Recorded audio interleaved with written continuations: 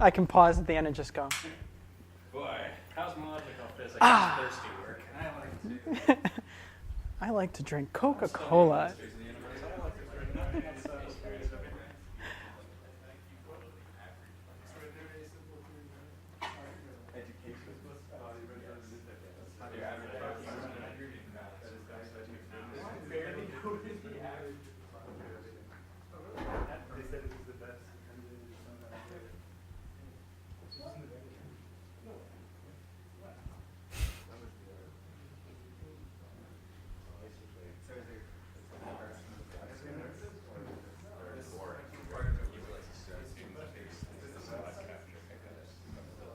Hey.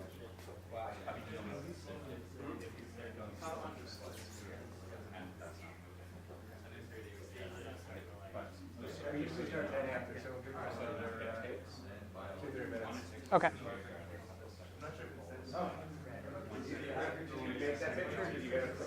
Well, I mean, I got the two images separate and then in Photoshop drag them together. It's a good representation. I had a much dorkier one with a bridge going between the two. That got nixed right away.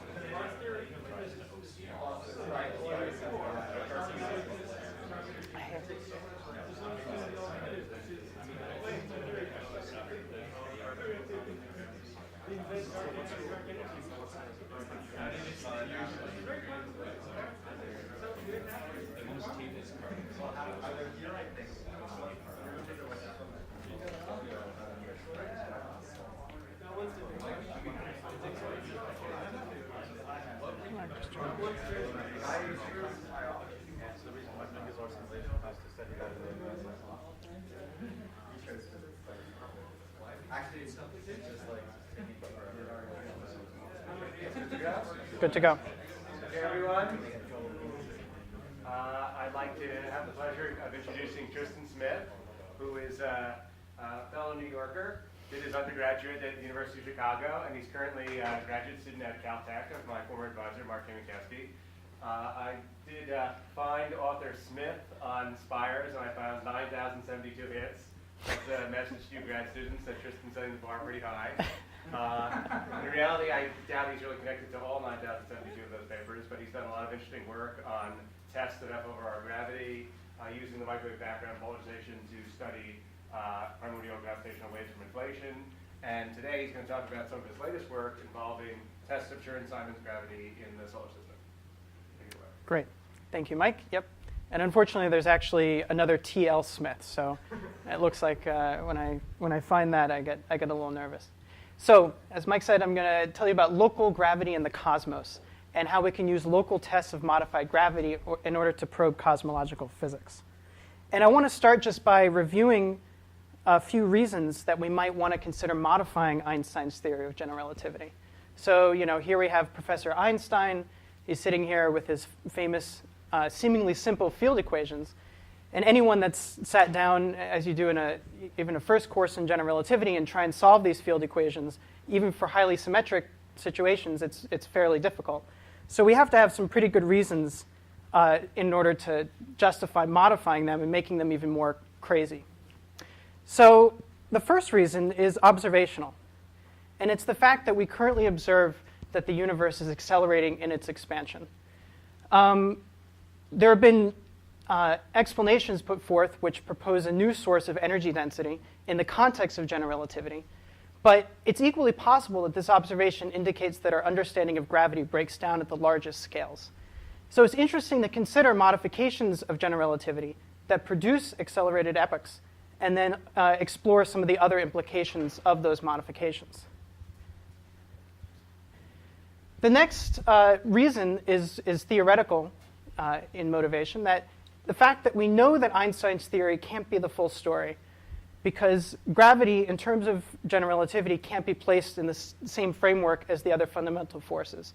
In other words, it can't be consistently quantized. So we know we have very good reason to believe theoretically that Einstein's theory isn't the whole story, so we expect modifications to come from some more complete theory. So it's interesting to consider modifications arising from those types of considerations. One of the generic results of modifying general relativity is the fact that we create a new degree of freedom in the theory, in the gravitational theory. And as I'm going to talk to you today about, this new degree of freedom may allow us to connect some local dynamics, so tests of gravity on local scales, to cosmology. So today I'm going to talk to you about one modification of gravity, and if I have time, I'll talk about a second, that both produce a new degree of freedom, and I'll show how we can exploit this new degree of freedom in order to test the cosmological implications of these modifications just by looking at local tests of gravity. So the first theory I'm going to talk about is the first ever observational constraint to Chern-Simons gravity. This is a paper that recently appeared in the archive, and it's work I've done in collaboration with Adrian Erichek, a fellow graduate student at Caltech, Robert Caldwell, and Mark Kamienkowski. So in talking about Chern-Simons gravity, I'm going to start just by going through some motivations as to why considering Chern-Simons gravity is interesting.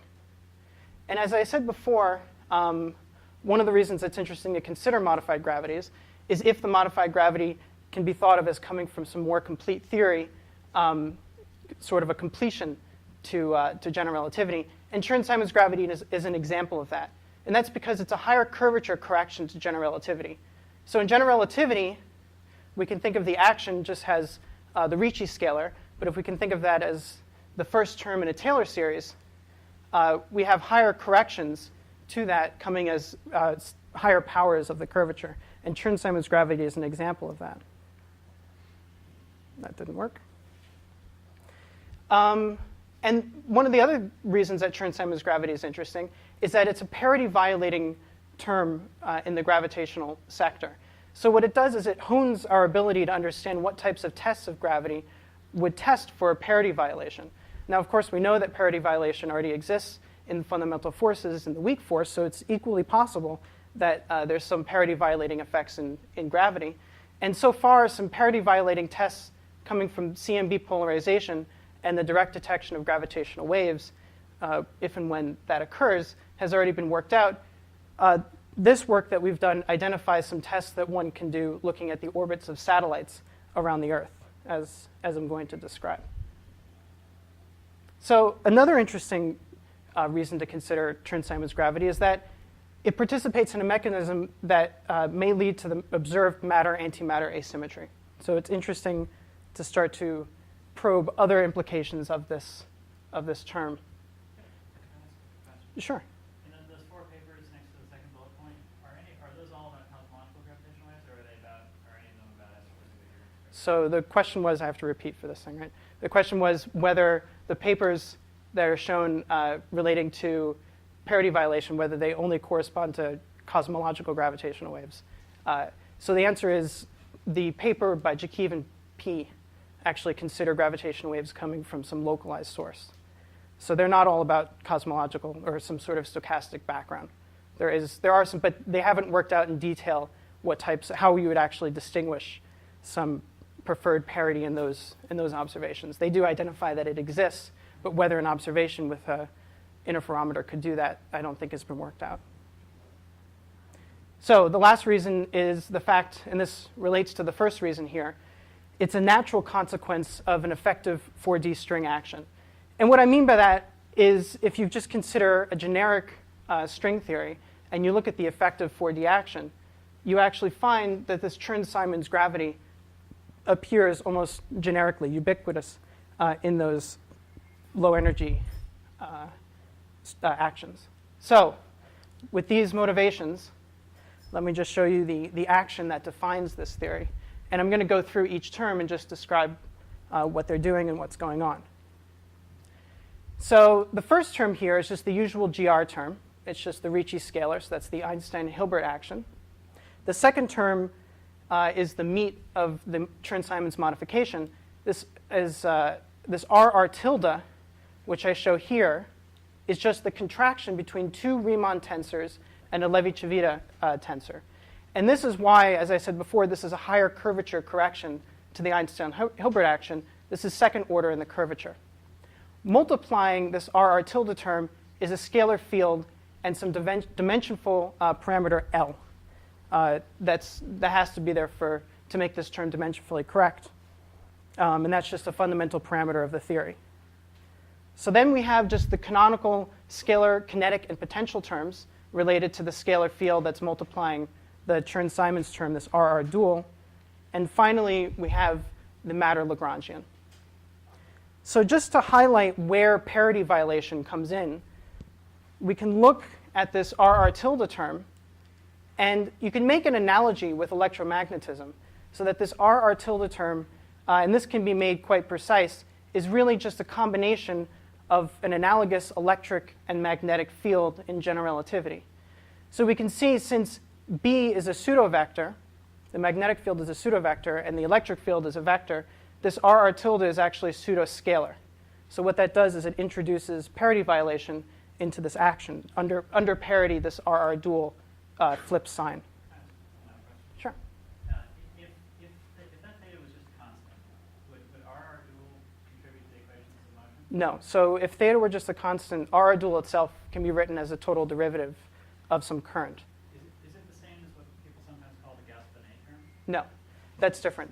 So the Gauss-Bonnet term is a combination of it is a scalar quantity, which is a combination of Riemann tensors, Ricci. I think Riemann tensor appears Ricci tensor, and Ricci scalar.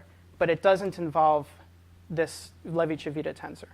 But that is also in 4 dimensions. That's also just a surface term in the action, the Gauss-Bonnet term. I thought that was the unique quadratic curvature surface term in the action. You're sure this isn't another way to write? Yes, I'm sure that it's not another way to write. I mean, it definitely, because I'm fairly sure. I'm fairly sure that the Gauss-Bonnet term does not introduce any parity violation, which is a characteristic of this. So, but I'm not sure about the uniqueness of that being the only surface term involving quadratic, or 2 powers of the curvature. Are the equations second order still? So no, the equations actually, as we'll see in a second, become third order equations in the metric. I think the statement is the Gauss-Bonnet thing is the addition that gives second order equations. Okay. Okay, thank you. So if we look at this action, we vary it with respect to the scalar field theta. We get an equation of motion for theta, and then we vary it with respect to the metric. We get the modified gravitational field equations, and this is what we obtain. So for the scalar field, we have the usual wave operator, the D'Alembert acting on it, the usual potential term, and then this is modified a little bit. It has a new source related to this RR tilde.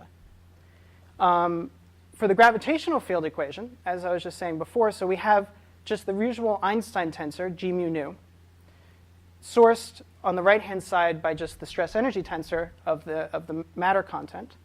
And this is the modification here. And it looks kind of messy as I've written it, but I just want to highlight a few things. So one thing we can see, as I said before, this actually introduces higher derivatives of the metric into the field equation. So if we just distribute this derivative term here, we see that it'll act once on this scalar field, so we'll have second derivatives of the scalar field, but it'll also act on the Riemann tensor written here. So the Riemann tensor contains second derivatives of the metric. This derivative operator, therefore, introduces third derivatives of the metric into this field equation. And we also see how integral the coupling between the scalar field and the curvature is in this modification, in this tensor here. So I've just defined this tensor to be C mu nu, and in words, it's known as the cotton tensor. And it's loosely related to something that can be defined more precisely geometrically in 2+1 dimensions. So one very interesting thing, we can see that obviously if this cotton tensor vanishes, this theory actually presents no interesting modifications of gravity. It essentially just becomes general relativity with some scalar field, which is not particularly interesting. And as shown by Campbell et al. In 1991, this cotton tensor identically vanishes for any spherically symmetric spacetime. And this is an unfortunate fact in the sense that our usual notions, if we come up with a new theory of gravity, we have certain regimes in which we think we might be able to test this new theory. And because of this fact, those tests can't be performed. So the first metric in which we usually test modifications of gravity is the Schwarzschild metric, the metric that we would write down for the solar system.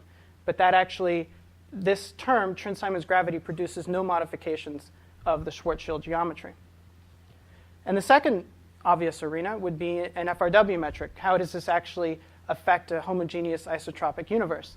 Again, because of this fact that just for spherically symmetric spacetime, the C mu nu vanishes, we can't perform tests there either. So we have to start looking for some new place to see how this affects observable quantities. And to do that, what we're going to do is consider linearizing this field equation for a weak field gravity around some source. And this is how we're going to go about doing that. So in the usual way, we define our metric, which is just the flat metric, eta mu nu, plus some small perturbation. And it's just convenient, instead of working directly in this metric perturbation h mu nu, we work in just a redefined parameter h bar. It's known as the trace reverse metric perturbation. And it's defined in this way, where h is the trace of the metric perturbation. And we specialize to a gauge or a coordinate system, which is known as harmonic, where the divergence of this h bar identically vanishes. And we also restrict ourselves to the case where our scalar field is cosmological. So it's homogeneous on cosmological scales and only depends on cosmic time. And we also neglect second derivatives of the scalar field. Oh, yeah, sure. That gauge, what does it represent when you take that gauge? So it doesn't, so when you can always pick a coordinate system and fix a certain number of the metric coefficients to have a certain value.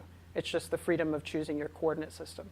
In terms of what it represents, I think we'll get to that in a moment, in the sense that there's a strict analogy with electromagnetism and the linearized gravity.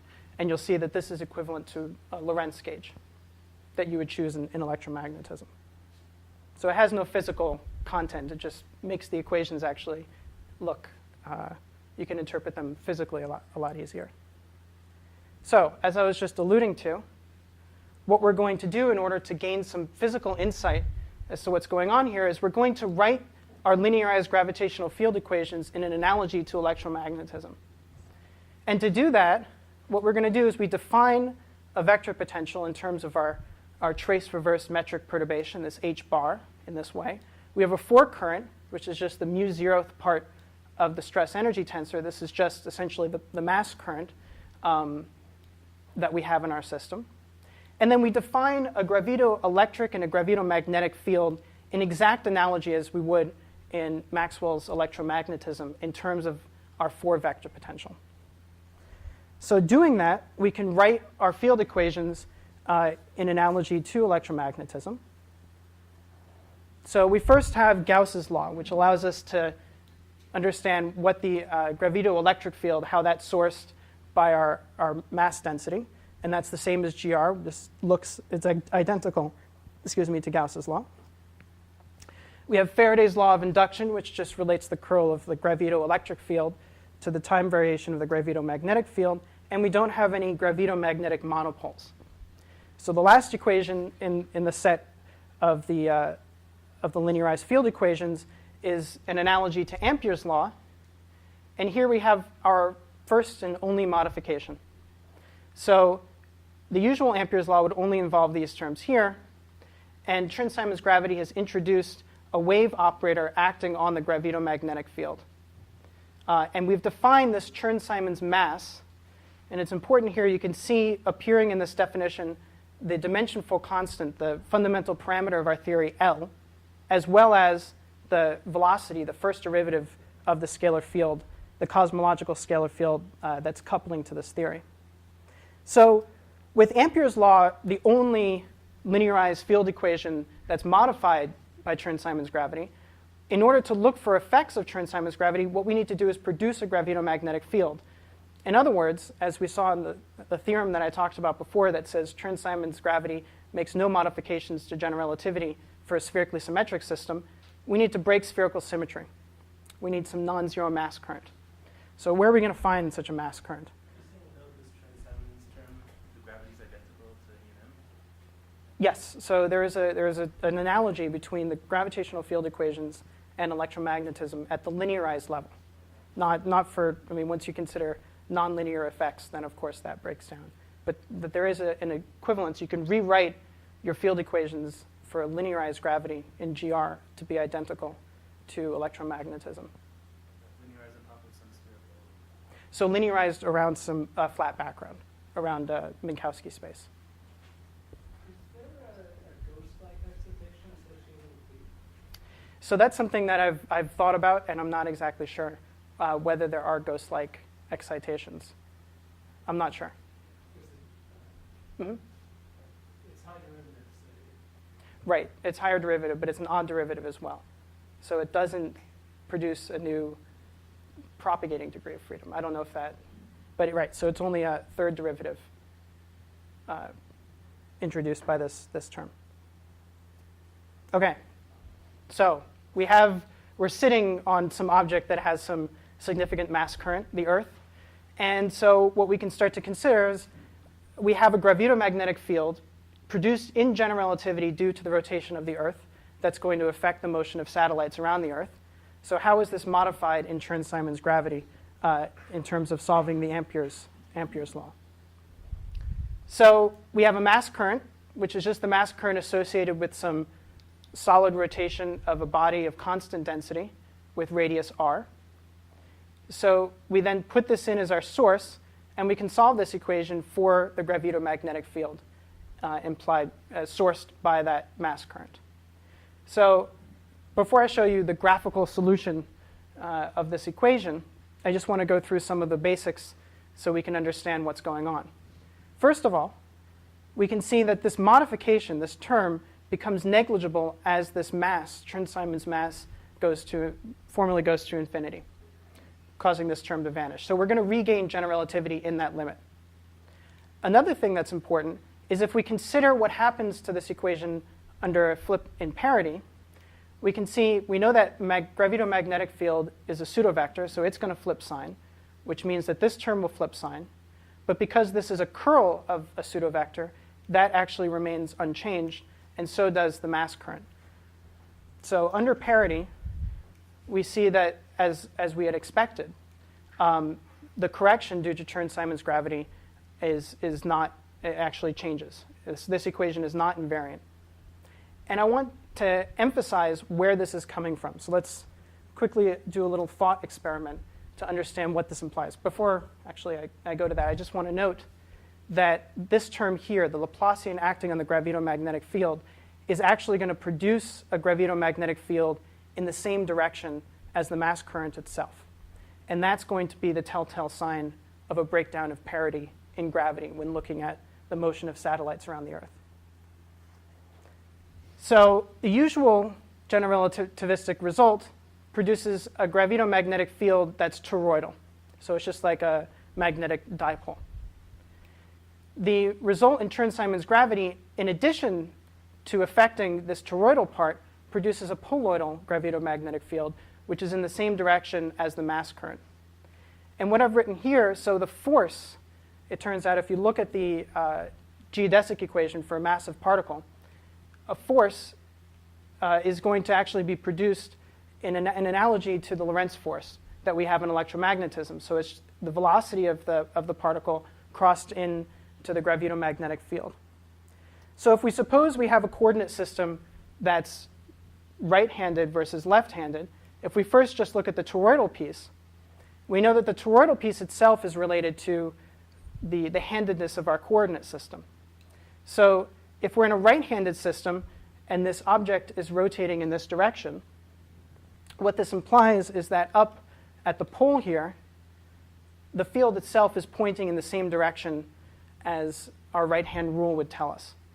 So then if we consider a massive particle coming in this direction, this massive particle is coming in this direction, and we cross it into the gravito-magnetic field here, we find that it's experiencing a force out of the screen. And we do the same thing here for a left-handed system. In the left-handed system, the direction of this toroidal piece flips sign, but so does the sign of the force here, producing the exact same effect. Now, if we look at what happens with this poloidal piece, the difference is that the direction of this poloidal piece is attached to the rotation, the sense of the rotation of this mass current. So under a change in handedness, the direction of this piece of the gravito-magnetic field does not change sign, but the sign of the force does. So this would be an example if we sent in a test particle and we saw it move downwards due to this poloidal piece of the gravito-magnetic field. That would be able to allow us to distinguish between a right-handed versus a left-handed coordinate system in which the particle would experience an upward force. So this is how Chern-Simons gravity, what this indicates in terms of what we might expect if gravity were to violate parity in this way. We would have tests such as this in order to explore those violations. So going to the solution that we find, in the dotted here, so I'm showing the radial component, theta and phi. And as I said before, this is the result just for general relativity. And as I said before, this phi piece is identically 0 in general relativity. The mass current itself is going in the phi direction, and so general relativity, since it does not have violation of parity, produces no term, no piece there. Just real quick, this is for a uniform rotating sphere? Exactly, right. So idealizing the Earth as a uniform rotating sphere. Okay, so I've written here just the piece corresponding to general relativity. And on top of this, I'm plotting the result that you get in Chern-Simons gravity. So one thing I had failed to say before that I had meant to say. So when we solve the equation for Chern-Simons gravity, for the gravito-magnetic field, we have to include homogeneous terms from that Ampere's law. And the homogeneous terms to the modified Ampere's law turn out to be spherical Bessel functions.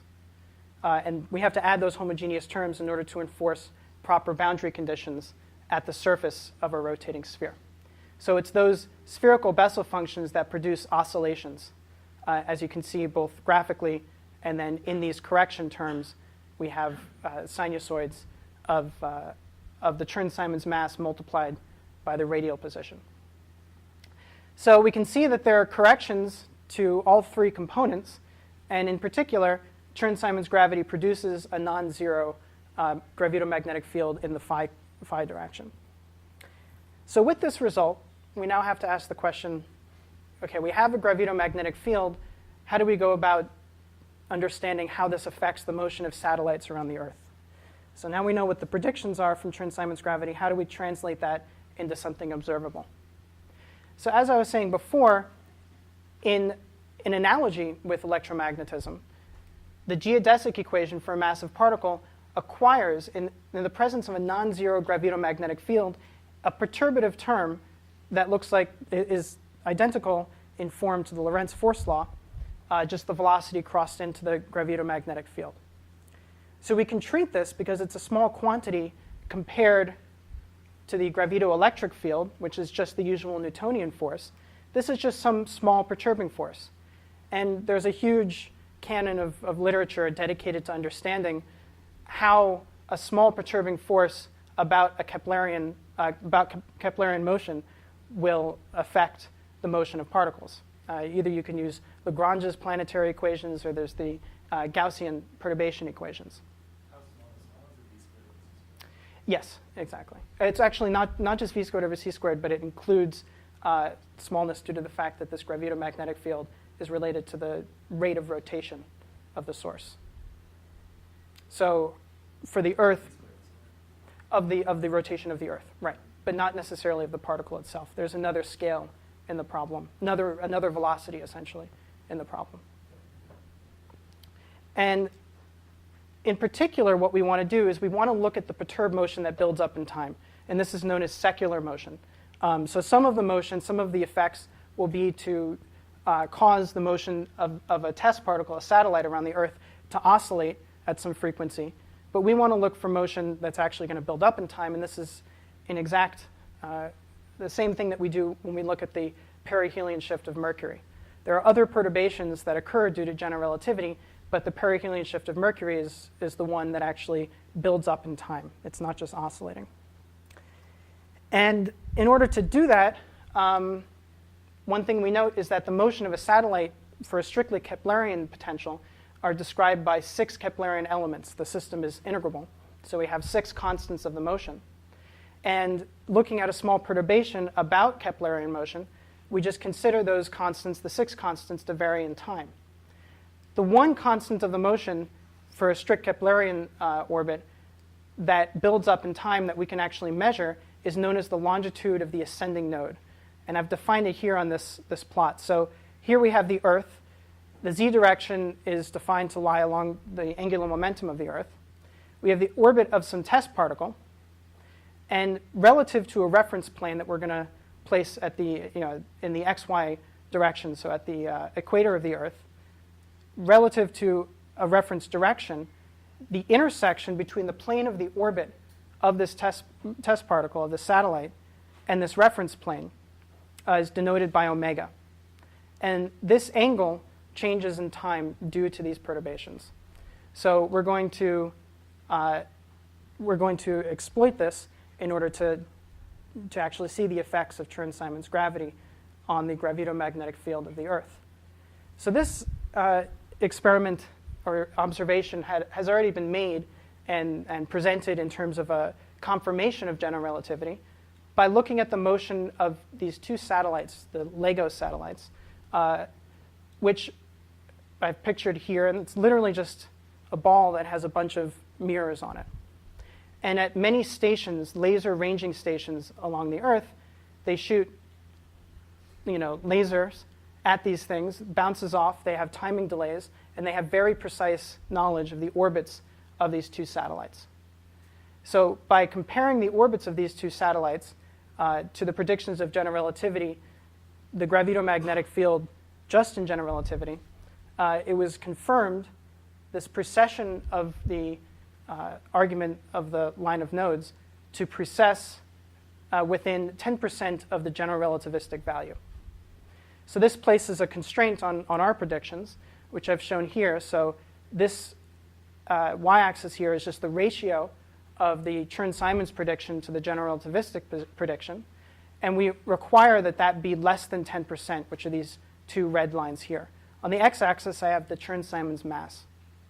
So we can see that requiring this modification to be less than 10% of the general relativistic value, we can place a limit on this Chern-Simons mass that it must be greater than 1/1000th of an inverse kilometer, translated into a mass that's 10 to the minus 22 GeV.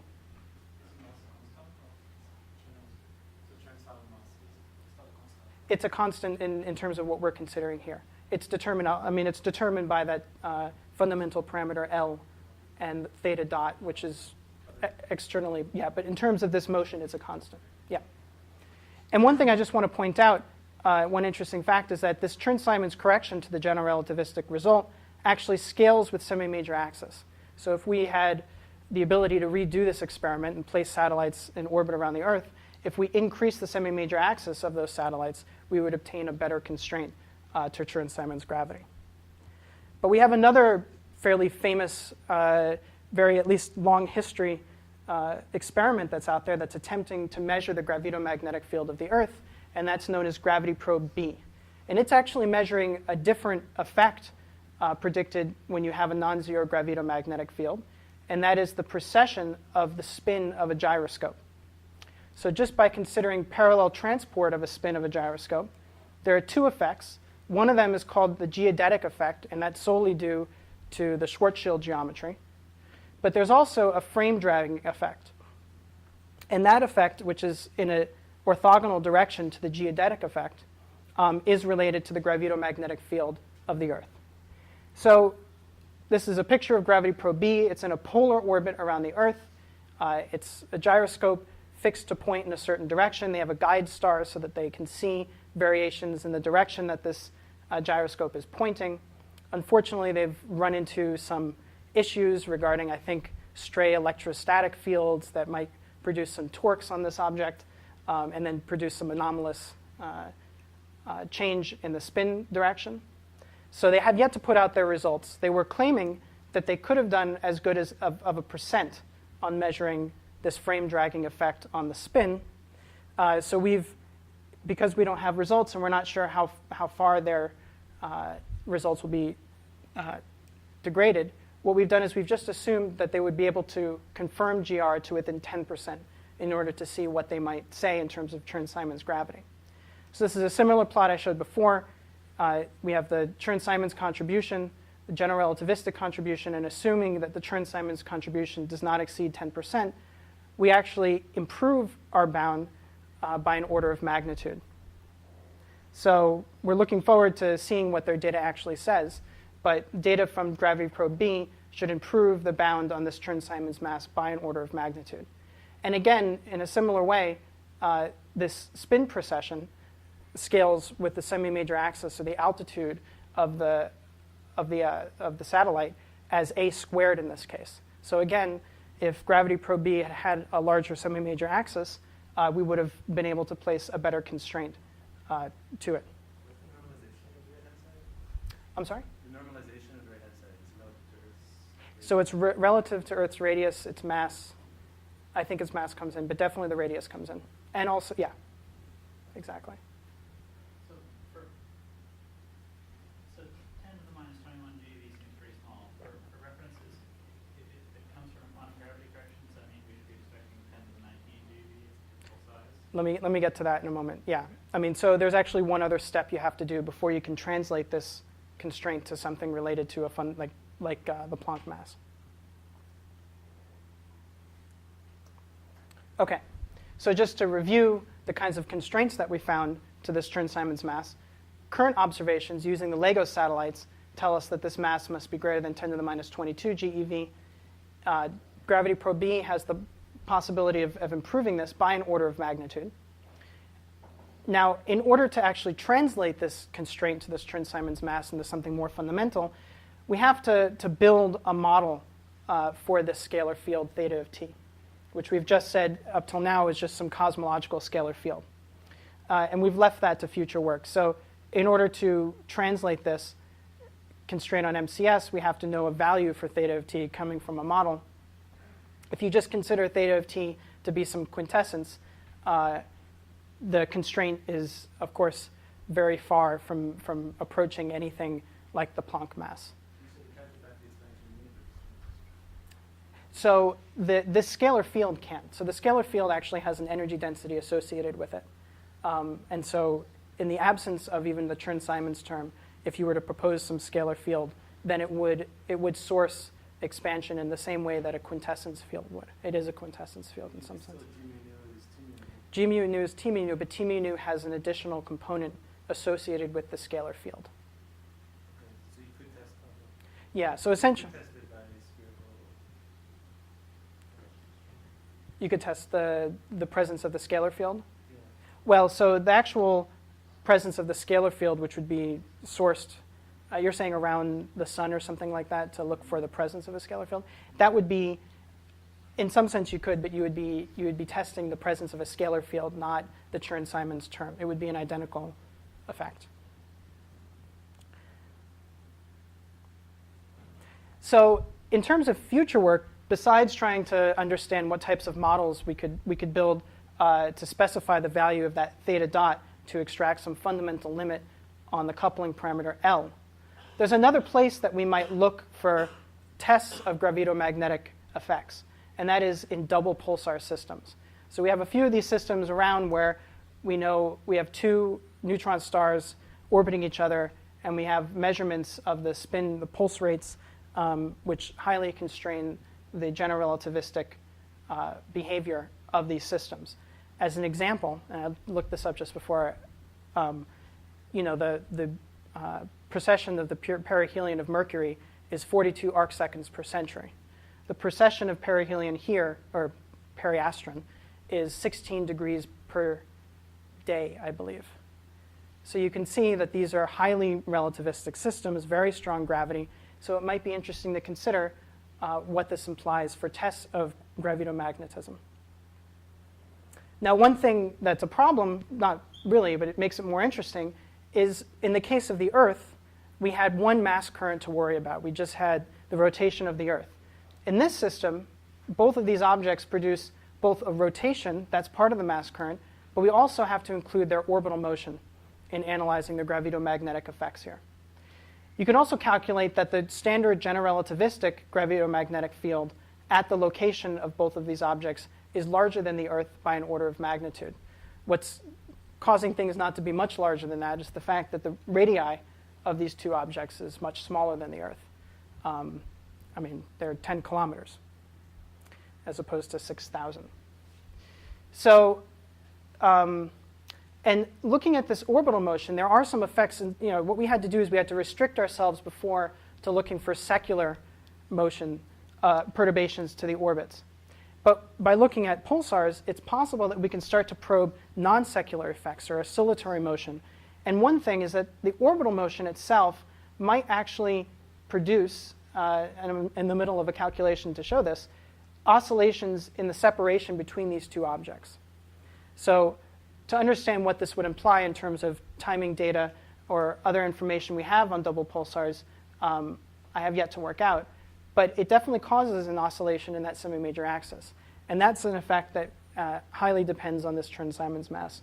So it might be something, if we were to understand what that implies for observations, it would place a much more stringent constraint than looking at the motion of satellites around the Earth. Okay. Yes, I guess it would. Yes, it would change. Essentially, yeah. So another thing that it would change is just the actual gravitational well that they're sitting between, and so that's going to change also Shapiro time delay. Another thing that you observe as they pass behind each other, the actual pulse rate changes depending on the gravity of the one in front of it. So, yes.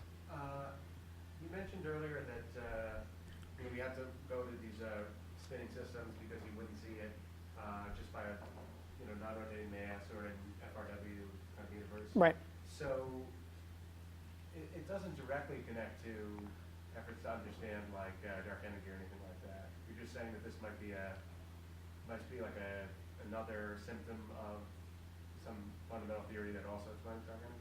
So there isn't. So in terms of Chern-Simons gravity, I haven't seen anyone propose that it helps with dark energy in any way. This is more along the second line of argument why we would want to consider modifications of gravity. Just so general constraint.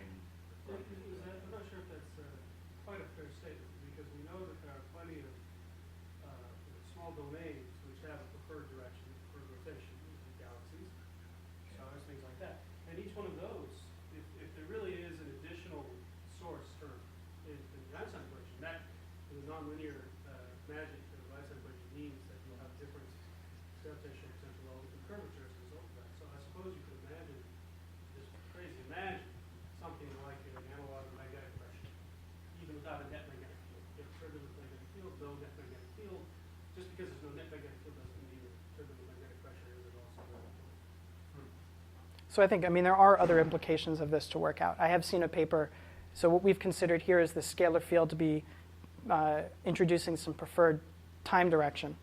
I've seen papers that instead say that the scalar field introduces a preferred spatial direction, and that this might actually participate. This lens theorying effect, the effect of the frame dragging produced by Chern-Simons gravity, might have some implications for galactic rotation curves and so forth.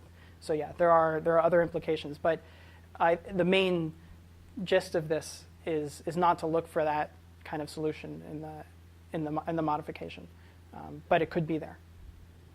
So what I've done is I've presented to you the first ever observable constraints to this theory, and also identified something interesting that is beyond this particular theory, and the fact that a violation of parity could be detected by looking for gravito-magnetic fields that are in the same direction as the mass current producing them. So in terms of introducing a new degree of freedom into gravity, this coupling between the scalar field necessitates model building, and also allows us, the scalar field in terms of the model that we're considering is a cosmological scalar field. It's producing a preferred time direction pointing in the cosmic time direction in the solar system. And so this is one way in which a modification would couple a local test of gravity to cosmological physics, in particular a cosmologically preferred time direction. And I also am working on future ways to test gravity by looking at double pulsar systems, and in particular looking at how we can test gravito-magnetic fields, not just for Chern-Simons, but you can generalize that and ask what types of constraints can we get to gravito-magnetic fields by looking at observations of those systems. So, thank you.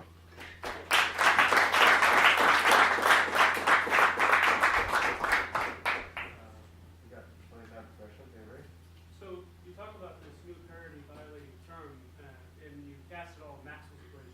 Right. This happens quite a bit, actually, in real E&M. We call such things force-free solutions. Which there's no surprise there, because that's, again, a pseudo-scalar term that you'd add to a Lagrangian. Or alpha dynamos. And I think that's a little bit more concerning. If there really was an analog in something like an alpha dynamo, then you'd expect to run away with spinning objects up. And that must put a constraint upon the dynamics of your scalar field, because that's essentially what sets the sign of the mass. And the sign of the mass is what determines whether or not you're in a normal force-free state. The ones that you presented look very much like the reverse field pinched spheromax states, which you see in plasma physics all the time. Okay. Or you end up in a dynamo state, which we'll hear all about at 4:15 today, I guess, in the physics book. Right. So I was curious if you had any thoughts on the stability of these kinds of states and the constraints on the dynamics of your scalar field, or if your scalar field really is a dynamical field, why would we not see a situation where it can produce some unstable gravitational systems? So one thing that we did, we did not consider the stability of the system in terms of looking at whether our configuration is stable to small perturbations, or whether it leads to a spin up of the object itself. In terms of the dynamics, though, so I'm not sure. So the way that we considered this, let me see if I can find the slide.